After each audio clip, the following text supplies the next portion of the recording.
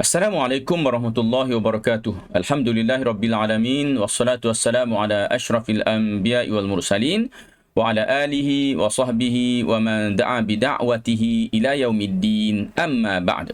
Alhamdulillah, kita bersyukur kepada Allah Subhanahu wa taala atas nikmat yang diberikan kepada kita, dapat kita sama-sama lagi untuk kita teruskan pengajian kita, teruskan pembelajaran kita, mata pelajaran Pendidikan Islam tingkatan 3, pelajaran 17 unit 2. Tajuk besarnya adalah zakat penyuci harta, dan pada kali ini kita akan bicarakan berkaitan dengan jenis zakat bahagian yang kedua. Objektif pembelajaran ialah memahami maksud hukum dan pembahagian zakat harta. Yang keduanya, menjawab soalan kebat dan jawab soalan di bahagian deskripsi. Zakat harta. Zakat yang dimaksudkan dengan harta di sini ialah tanaman dan buah-buahan, haiwan ternakan, emas, perak dan juga mata wang, perniagaan, begitu juga dengan galian dan juga rikas. Baiklah, kita teruskan dulu dan insya-Allah akan kita huraikan satu persatu berkaitan dengan perkara-perkara atau harta-harta zakat ini. Kita lihat dulu prisma ilmu dalam membicarakan berkaitan dengan zakat. Kita tak dapat tidak kita akan jumpa dua perkataan ini, iaitu pertamanya disebutkan dengan nisab. Jangan baca nisab, nisab dengan sad sebenarnya. Nisab maknanya adalah kadar tertentu yang diwajibkan zakat. Mana kadar tertentu daripada harta-harta itu, sampai kadar itu maka jadi wajib untuk dibayar zakat. Yang keduanya haul. Apa dia haul? Iaitu sebahagian daripada harta zakat ini dia ada memerlukan haul, iaitu genap tempoh setahun. Genap, kalau simpanan genap tempoh setahun simpanan, kalau perniagaan genap tempoh setahun, kalau kita tanaman pun ada sebahagian kita kata ada haul dan sebahagiannya tidak dikira haul mengikut harta-harta tersebut, dan insya-Allah nanti kita akan perincikan satu persatu. Dalil bagi zakat harta, firman Allah Subhanahu wa taala dalam surah Taubah ayat 103. A'udzubillahi minasyaitonir rajim. Khudh min amwalihim shadaqatan tutahhiruhum wa tuzakkihim biha wa salli 'alaihim inna salataka sakanun lahum wallahu sami'un 'alim. Maksudnya ialah ambillah sebahagian zakat daripada harta mereka menjadi sedekah, supaya dengannya engkau membersihkan mereka dari dosa dan menyucikan mereka, dan doalah untuk mereka, kerana doamu itu menjadi ketenteraman bagi mereka, dan ingatlah Allah Maha mendengar lagi Maha mengetahui. Kita lihat pula syarat wajib zakat harta. Syarat wajib zakat harta, pertamanya Islam. Pemiliknya tu Islam. Yang keduanya cukup haul. Apa dia cukup haul? Cukup setahun. Yang ketiganya cukup nisab, iaitu ada kadar yang cukup. Yang keempatnya sempurna milik. Maknanya barang itu dah memang milik kita, dah kita boleh guna, boleh ambil, boleh kita boleh urus harta tersebut. Maka ini dikira sebagai milik sempurna. Apa yang bukan milik sempurna? Untuk lebih faham, kalau pelajar boleh fahamlah, ayah-ayah kamu ada harta. Harta kalau mereka bekerja, iaitu yang dipanggil KWSP. Harta KWSP tu memang nama ayah, nama orang yang bekerja tu. Tetapi sebelum sampai tempohnya, harta tersebut tidak boleh diambil. Walaupun ia harta kita, tapi ia dipanggil milik tidak sempurna. Kita tak boleh ambil lagi sehingga tiba masanya, baru kita boleh ambil. Jadi dia harta yang kena zakat mesti milik sempurna, dapat diurus harta tersebut. Yang ketiga, yang kelimanya adalah merdeka. Maknanya orang yang nak bayar zakat ni adalah orang yang bukan hamba. Dari sudut prisma ilmu zakat saham, zakat saham ialah wang yang dilaburkan dalam syarikat atau perniagaan. Diwajibkan zakat kerana saham yang dilaburkan dalam syarikat-syarikat perniagaan atau badan-badan pelaburan ialah harta yang mempunyai potensi untuk berkembang. Mana ada potensi untung ruginya. Maka kerana itu, saham juga wajib dikeluarkan zakat. Okey, sama seperti wang ringgit. Kadar zakatnya ialah 2.5% atas nilai semasa semua saham yang dimiliki dalam tempoh setahun. Okey. Kemudian, zakat harta yang seterusnya adalah zakat tanaman dan buah-buahan. Maksud tanaman dan buah-buahan yang menjadi makanan asasi, boleh disimpan dan tidak mudah rosak. Maknanya zakat tanaman ni, tanaman dan buah-buahan yang boleh disimpan dan jadi makanan asasi kita. Contoh apa? Padi. Kita makan padi, beras tu daripada padi. Gandum, orang Eropah dia banyak gandum. Okey, kemudian ada negara yang makan jagung. Maka padi, gandum, jagung inilah contoh-contoh bagi bijirin-bijirin yang dikenakan zakat. Okey. Contoh buah-buahan adalah kurma dan juga anggur kering. Ni kurma dan juga anggur juga termasuk dalam barangan ataupun tanaman buah-buahan yang dikenakan zakat. Okey. Nisab bagi zakat tanaman dan buah-buahan ini disebutkan 5 ausak. Berapa 5 ausak? Iaitu 363 gantang Malaysia, iaitu 1,300 kilogram. Kalau orang tanam padi, dia dapat 1,300 kilogram, maka ada zakat yang perlu dikeluarkan. Kadarnya macam mana? 10% bagi tanaman yang menggunakan air hujan atau bergantung kepada aliran air sungai serta parit dan tidak melibatkan kos yang banyak. Maknanya kalau air itu adalah air daripada hujan atau dari sungai yang tak perlu nak beli pun, maka kadarnya adalah 10%. Tapi dia akan jadi 5% bagi tanaman yang menggunakan jentera, tenaga manusia serta memerlukan kos yang tinggi. Nak dapat air, nak masukkan dalam bendang padi tu perlu ada mesin, perlu ada jentera yang boleh mengepam air masuk ke dalam bendang padi tu. Maka ini perlu kos, perlu kepada tenaga manusia. Maka zakatnya jadi kurang kepada 5% sahaja. Baik, kita lihat pula kepada zakat haiwan. Okey, zakat haiwan jenisnya kita tengok kambing atau biri-biri, lembu, kerbau, unta. Okey, kambing, biri-biri, lembu, kerbau, unta. Okey. Nisabnya ialah 40 ekor untuk biri-biri. Kadar keluar 1 ekor. Umur yang nak dikeluarkan tu, kambing kena yang 2 tahun, biri-biri yang 1 tahun. Okey, kenapa kambing perlu yang 2 tahun? Kerana kambing cukup umurnya adalah 2 tahun. Biri-biri 1 tahun dah cukup umur. Kerana tu dia berbeza di antara kambing dan biri-biri. Baik. Lembu pula, lembu dan kerbau ni sama. Iaitu 30 ekor, 1 ekor lembu jantan. Okey, kena keluarkan. Umur apa? 1 tahun ke atas. Zakat unta 5 ekor. 5 ekor unta kena keluar 1 ekor biri-biri, bukan keluar 1 ekor unta. Jadi 1 ekor unta daripada 5 memang besarlah. Memang takut tak mampulah orang yang menternak unta untuk keluarkan zakat sebanyak itu. Okey, umurnya macam mana? Umur biri-biri yang nak dikeluarkan zakat untuk 5 ekor unta itu 1 tahun ke atas. Kemudian kita tengok kepada syarat wajib. Syarat wajibnya ialah dipelihara di padang terbuka. Maknanya dia dipelihara di padang yang tak perlu kos. Tak perlu kos untuk seorang itu nak dapatkan rumput ke apa ke, tak perlu. Tapi kalau dibela dengan tuannya kena beli makanan, tuan dia pula kena tanam rumput itu di tempat lain, upah pekerja pula untuk cerut rumput itu, bawa pergi makan kepada binatang ternakan, maka dia akan berpindah daripada zakat haiwan ini kepada zakat yang lain. Okey, tak kena pada zakat haiwan ini.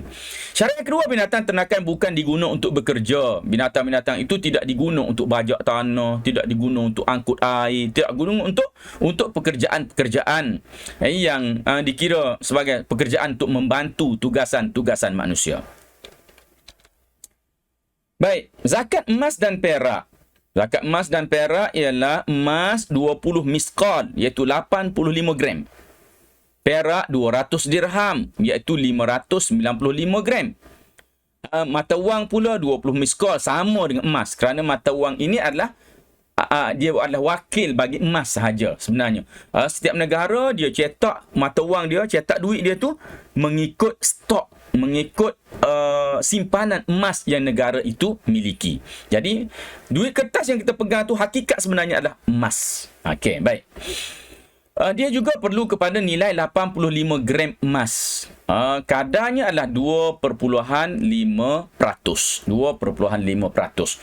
85 gram emas ni berapa? Kalau kita katakan 1 gram harga 200, maka kalilah 85 kali 2. Dalam 16-17 ribu lah lebih kurang harga, keluar zakat. Kalau kurang lagi daripada tu harga, maka kuranglah. Mungkin ada kadar simpanan emas perak ni dalam lebih kurang 12 ribu dah kena zakat. Ada masa tertentu sampai 13-14 ribu kena zakat. Tengoklah kepada nilai harga emas semasa. Bila mana harga emas yang ada tu, khususnya emas yang disimpan itu beratnya 85 gram, kita lihat kepada harga emas semasa berapa, kita darabkan 85 gram dengan harga emas semasa. Bila keluar kita dapat 85 gram tadi, maka nilai wang yang kita simpan dengan nilai 85 gram emas tadi, maka itulah kadar permulaan untuk seorang itu dikenakan zakat emas dan perak. Okey, khususnya emas di sini. Baik. Prisma ilmu, zakat emas perhiasan. Wajib zakat emas perhiasan yang melebihi kadar uruf, tidak termasuk batu permata atau seumpamanya, dan cukup haul. Kadar uruf berbeza mengikut negeri. Baik. Orang yang memakai gelang emas, rantai, perhiasan emas banyak kat badan dia ni, lebih daripada uruf, maka lebih daripada adat setempat, maka dia dikenakan zakat bagi yang lebih daripada nilai tersebut. Okey, berapa nilai yang dikira sebagai uruf ini? Ia berbeza mengikut negeri. Ada negeri yang 850 gram, ada yang kata 800 gram, ada yang guna 500 gram. Bermacam-macam, itu ikut negeri lah. Ikut budaya masyarakat di tempat tersebut. Dan ia akan berbeza mengikut nilai ataupun penilaian setiap tahun oleh pihak yang bertanggungjawab, iaitu pihak Majlis Agama akan buat penilaian dan menentukan kadar uruf, kadar adat bagi pakaian emas yang tidak dikenakan zakat. Emas yang tidak dipakai kerana disimpan, rosak atau lama, wajib zakat apabila cukup nisab dan haul. Kalau ada perhiasan-perhiasan tu kita tak dipakai, mak kita tak pakai, atau orang kaya dia tak pakai, dia simpan je kat rumah, maka walaupun dia tak pakai, dah rosak dah, semua tu perlu dinilai. Kalau sekiranya ianya lebih daripada 85 gram, maka ia akan dikenakan zakat jika cukup syarat-syaratnya. Tengok pula kepada zakat perniagaan. Zakat yang wajib dikeluarkan hasil daripada harta perniagaan, sama ada yang melibatkan barangan atau perkhidmatan. Perniagaan ni juga tengok berapa yang kita dapat tu. Dapat nilai dia 85 gram emas juga, maka wajiblah keluar zakat. Kadar apa? 25%, 2.5%. Nak faham senang 2.5% ni macam mana? Iaitu 1/40. Katakanlah orang tu berniaga setahun, dia dapat untung 40,000. Dia dapat 40,000. 40,000 berapa banyak yang perlu dikeluarkan zakat? 1/40 lah, 1,000 keluarkan zakat. Orang tu dia dapat 400,000. Ada 400,000, maka dia kena keluarkan 4,000. 4,000 keluar zakat dia. Jadi tengok 2.5% atau 1/40 daripada harta. Kita lihat lagi zakat perniagaan ni syarat wajib dia apa? Niat menjalankan perniagaan terhadap harta yang hendak dikeluarkan zakat. Okey, itu dia memang diuruskan untuk diniagakan. Harta itu harta halal. Harta yang boleh menjamin pendapatan. Maknanya harta tu boleh digunakan untuk dapatkan pendapatan. Yang keempatnya, sumber harta melalui cara pembelian atau pertukaran aset seperti jual beli atau sewa. Maknanya sama ada dapat untung dengan jual beli atau sewa atau upah ke apa-apa, tak kira lah. Asalkan dia adalah urusan yang halal. Harta tersebut bukan untuk kegunaan peribadi. Maknanya kalau dia guna emas tadi, dia guna untuk peribadi dah, itu masuk dalam kategori yang lain. Tidak termasuk dalam zakat perniagaan. Tadi Ustaz sebutkan bahawa kalau binatang-binatang ternak itu antara syaratnya ialah dia mestilah dengan kita kata yang pertamanya disebutkan dia dibela tu bukan dengan susah, bukan dengan makanan dibeli, maknanya dia makan di padang ragut. Dia makan di padang ragut, dan juga kita katakan dia tu kalau kita bela dia tu bukan untuk dia bekerja. Tapi kalau sekiranya benda tu dibela, binatang-binatang belaan itu dibela, kemudian berlaku jual beli, dia tak disimpan setahun. Binatang itu tidak berada pada seorang tuan itu selama setahun, tapi dia beli, dia jual, dia bela sekejap, dia jual, maka binatang ternakan itu akan berpindah zakatnya daripada zakat binatang ternakan kepada zakat perniagaan. Dari sudut prisma ilmu pula, zakat pendapatan, okey, di sini tak disebutkan tadi tentang zakat pendapatan. Namun begitu, sebahagian negara mewajibkan zakat pendapatan. Di sini ada syarat khusus bagi zakat pendapatan, iaitu hasil usaha yang baik, termasuk pendapatan yang merangkumi upah, gaji, bonus, allowance, komisen dan sebagainya. Semua tu kalau dapat nilainya lebih daripada 85 gram emas, maka ianya juga diwajibkan keluar zakat. Kadarnya 2.5% juga. Zakat galian dan rikaz. Zakat galian dan rikaz. Apa dia galian dan rikaz ni? Maksud galian adalah bahan galian yang dikeluarkan daripada bumi, diproses dan menghasilkan logam galian atau diproses guna untuk benda lain. Contohnya emas. Kita gali dalam tanah, jumpa emas dan proses jadilah emas macam yang dipakai oleh mak-mak kita. Perak, biji timah atau petroleum, ambil dalam bawah laut tu, keluarkan, proses, kemudian jadikan dia sebagai petrol untuk kereta contohnya. Jadi ini termasuk dalam bahan zakat galian. Manakala rikaz pula ialah harta yang tertanam dalam tanah. Kita panggil apa? Harta korun, atau orang Melayu panggil harta karun. Kita bajak-bajak tanah, gali-gali lubang, jumpa satu tempayan emas semua. Maka wajib bayar zakat. Zakat macam mana? Kadar zakat bagi galian 2.5%. 2.5% kena. Ini logik. Kita jumpa, kita proses, perlu modal banyak lagi untuk jadikan dia bernilai. Tapi kalau jumpa rikas, jumpa dah emas dah, elok-elok, cantik dah, maka zakatnya adalah 20% atau 1/5 daripada jumlah yang dijumpai. Baik. Jumlah yang dijumpai itu lebih daripada 85 gram dah. Bukan jumpa sikit pun 1/5 dah. Kalau kita jumpa dia 8 kilo setengah contoh, maka kena keluarkan zakat 1/5 daripada 8 kilo setengah itu. Okey, kita lihat lagi prisma ilmu. Bagi zakat galian dan rikas tidak disyaratkan cukup haul, kerana zakat wajib dikeluarkan selepas diperolehi. Mana jumpa je keluar. Selepas dapat je bahan galian tadi, proses, jual, terus dapat. Kena keluarkan zakat, tak perlu tunggu setahun. Okey.